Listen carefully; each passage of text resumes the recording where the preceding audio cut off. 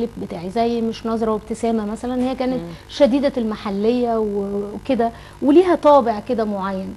مين اللي بيهتم بده ومين اللي ما بيهتمش بده انه يعرضه، وبيعرضه ازاي وبكام وليه؟ اهتميت جدا. انا مبسوطه ان انتوا، يعني انا كنت متابعه صباح الخير يا مصر النهارده وايام كتيره، بس بالصدفه بتتكلموا على التراث. فده تراثنا. اوكي، انا من الناس اللي مهتمه قوي بمصريتنا. لو قدرت، لو ما قدرتش برضو زي ما حضرتك قلتي ان انا عملت حاجات فرانكوفون وكده، مفيش مانع، واغني باليوناني واغني بالمصري في مهرجان الصداقه. لكن حتى في الاغنيه دي احنا صورناها في 12 مكان في مصر وسياحيه. في حد عايز يدفع دلوقتي او يكلف لا لا لا لا، هي ولا؟ افكارك بتروح لمين فين؟ يعني انت بتتكلمي في حاجه تراثيه مثلا. انا عندي فكره مثلا مؤخرا عجبني قوي كلام عملته حنان مفيد فوزي وهي صديقه. حلاوه المولد؟ ايه ده، هي قالت لكم عليها ولا ايه؟ كل اخبار هنلزق كده، هنلزق حلاوه المولد يبقى هنلزق.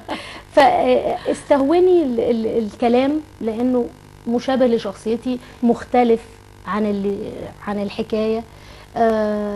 الحان رحت مكلمه على طول وجيه عزيز، لان انا حاسه ان هو برضو شديد المحليه، وان الاغنيه دي يعني على طول بدانا فاقصد اقول هي مش فكره، يعني مش عارفه اقول لك ازاي، هي مش فكره ان انا ما فيش، يعني اوريدي في مثلا 6 اغنيات خلصانين، انما هتنزل فين ازاي ليه، اللي هي المنظومه الانتاجيه او الاقتصاديه. اولا انا مش شاطره قوي فيها، ثانيا هي اختلفت، هي بتبقى احتكارات وبتبقى فنيات، ماليش قوي انا في انت رافضه موضوع الاحتكارات ده؟ يعني مش هو انا رافضه عموما فكره انه انا شايفه انه اي حد ممكن يخلع نفسه من اي عقود اذا اراد احد الطرفين، يعني اذا كان يمتلك ان هو يقدر يبقى، يعني اي حد يقدر يعمل كده. وانا بالعكس انا ضد الناس اللي هي بتقول انا تحت امرك، انا اعمل لك اي حاجه في الاول ومش عارفه ايه، وبعد كده شروط جزائيه تدفع والحاجات دي. طب ما من الاول تعالوا نبقى ستريت مع بعض، وتعالوا نبقى دغري مع بعض. انا هعمل البوم وهتاخد كذا، ولما يحصل كذا يبقى ليه التحايل؟ والفن اصلا ميزته ان هو بيكلم نفسه. يعني انا ضد اي حاجه فيها تحايلات لتقديم الشيء.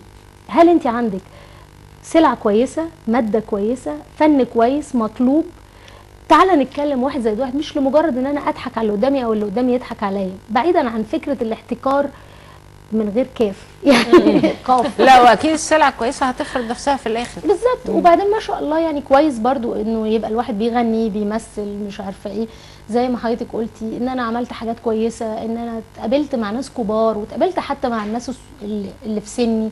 يعني كويس ان انا اتقابل مع فنان زي عمرو دياب، كويس ان انا اتقابل مع سيد الشاشه العربيه فاتن حمامه، وديورنج ده بيبقى فيه محمود مرسي العظيم العملاق الله يرحمه، صلاح السعداني العمده، يحيى الفخراني الجميل، يعني ناس كتيره اتقابلت معاهم. هم الحقيقه عايزيننا نعلق على الصور، وكل صوره بترجعك لايه وبتفكرك بايه، والمحطه الفنيه اللي فيها. ميرسي جدا للي اختار.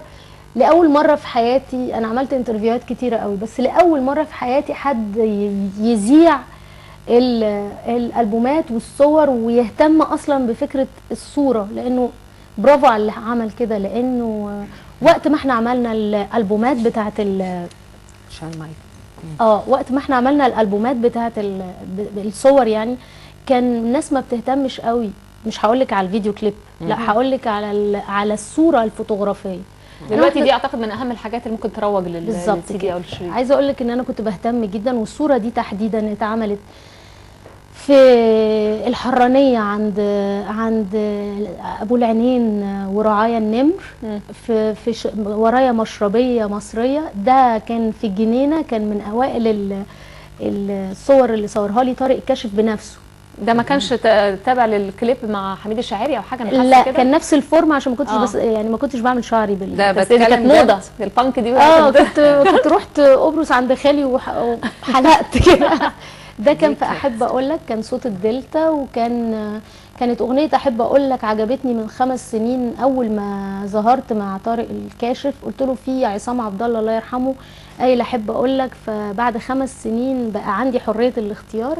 ولا ده قالوه اللي فات قالوه، ده احب اقول لك، ده اللي احب اقول لك اللي فات قالوه. ده برضو كان اول مره حد كان بيصور اعلانات. ده اول شريط ليا، تاني اول البوم في حياتي. وبرده ده كان تصوير اظن طارق كاشف، واحنا عملنا فوتو سيشن مليان بانك وبتاع. وفي الاخر رحت انا ماسحه المكياج كله ورافعه شعري بنستين من الجنب، وكان التيشيرت عليه حاجات كتيره قوي، رحت قلبان ناحيه تانيه عشان يبقى ابيض ساده.